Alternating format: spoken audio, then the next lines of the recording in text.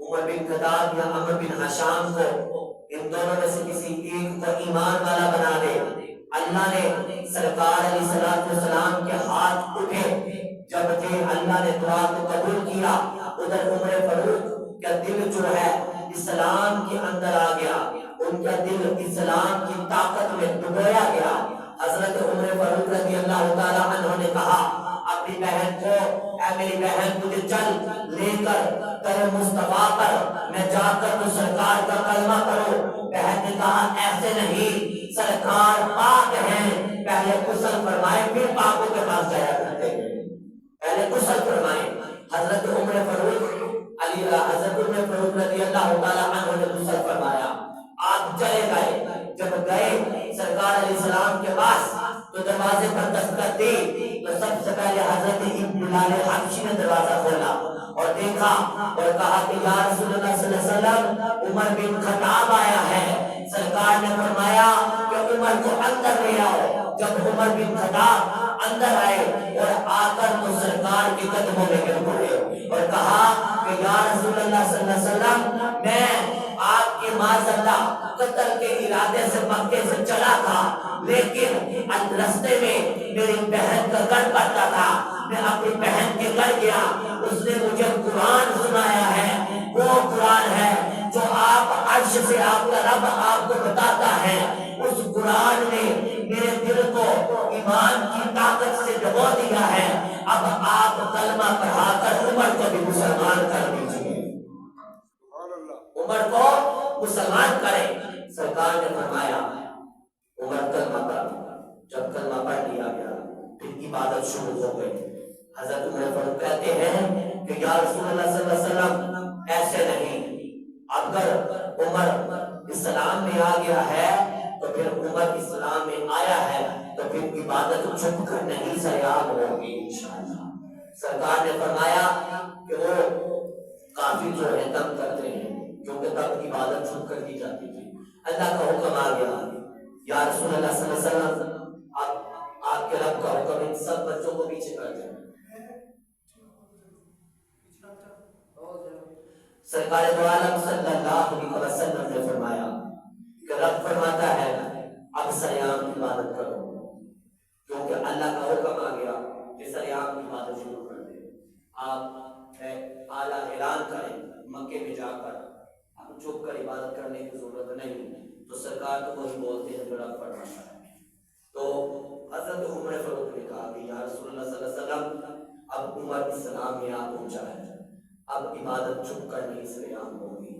سرکار نے فرمایا عمر ٹھیک ہے۔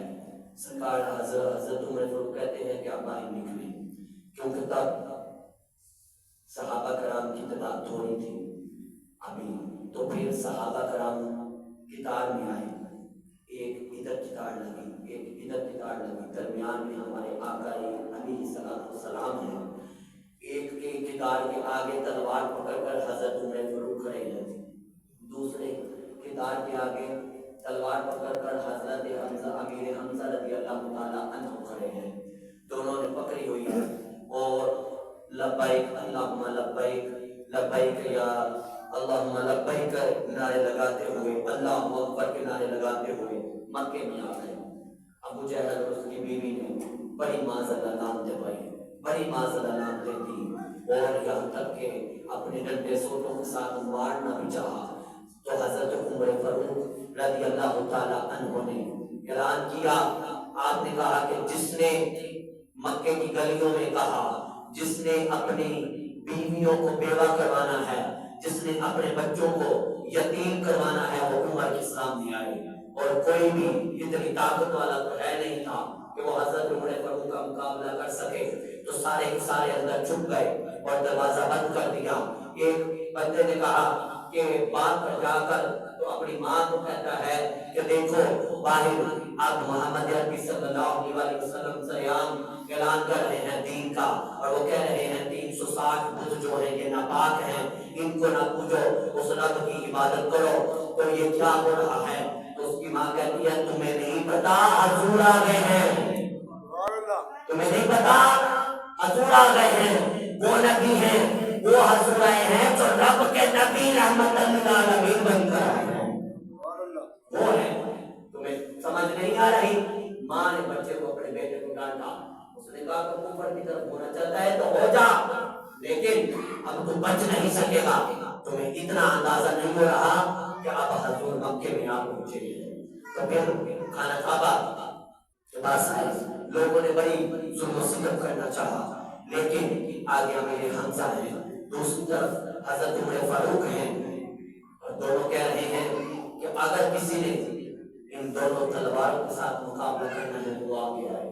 کوئی بھی نہ آیا، ابو طالب آیا، ابو جہل آیا، ابو جہل نے مارنا چاہا، سرکار دو عالم صلی اللہ علیہ وسلم کے اوپر وار کیا، آگے ہو گئے اور آگے ہو کر پکڑ لیا گیا۔ امیر حمزہ نے اپنے بھائی کو آگے ہو کر اس کے منہ کے اوپر تلوار ماری، اس کے یہاں پر، تو پھر اسے کہا پیچھے ہٹ جاتی تو میں تیرا سر اتار دوں گا، اگر تو کافر ہے تو کافر رہ، میں نے تو محمد عربی کا کلمہ پڑھ لیا ہے۔ حالانکہ امیر حمزہ بھی تو چچا تھے سرکار کے، تو لیکن آپ نے سرکار کا کلمہ پڑھ لیا تھا۔ وہ کہتے ہیں کہ رشتہ داری اپنی جگہ ہے، رشتہ داری اپنی جگہ، لیکن نبی کا کلمہ پڑھنا اپنی جگہ ہے، وہاں پر رشتہ داری بھی نہیں دیکھی جاتی۔ جہاں پر نبی کا کلمہ پڑھنا ہے، اگر امیر حمزہ کہتے ہیں کہ اگر میرے بھتیجے کے ماں باپ بھی زندہ ہوتے، ان کا دادا بھی، میرے ابا جان بھی زندہ ہوتے، تو ان پر بھی فرض تھا کہ وہ اپنے بیٹے کا کلمہ پڑھتے۔ کیوں کہ نبی ان کے بھی بن کر آئے، وہ ماں باپ یا رشتہ داری یا جو بھی رشتہ داری اپنی جگہ ہے، لیکن نبی اپنی جگہ ہے۔ نبی سب کے لیے بن کر آتے ہیں، نبی اپنے ماں باپ کے لیے بھی بن کر آتے ہیں۔ ان کے ماں باپ اگر دنیا میں حیات بھی ہوں گے، وہ ان کے بھی نبی ہوں گے۔ کیوں کہ نبی وہ ہوتا ہے جس کو ہمارا رب پسند فرما لیتا ہے، نبی وہ ہوتا ہے جس کو رب منتخب فرما کر دنیا میں بھیجتا ہے۔